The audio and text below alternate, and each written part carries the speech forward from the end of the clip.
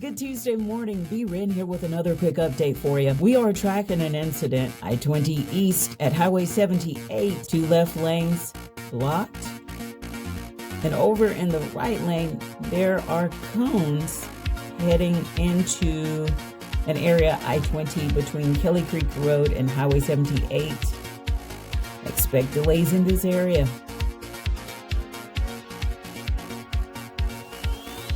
And we are still tracking two accidents near University Boulevard, I-65 North and I-65 South. So expect delays in this area as well. Y'all drive safe and make it a thankful Tuesday. I'm Wrenn with your update.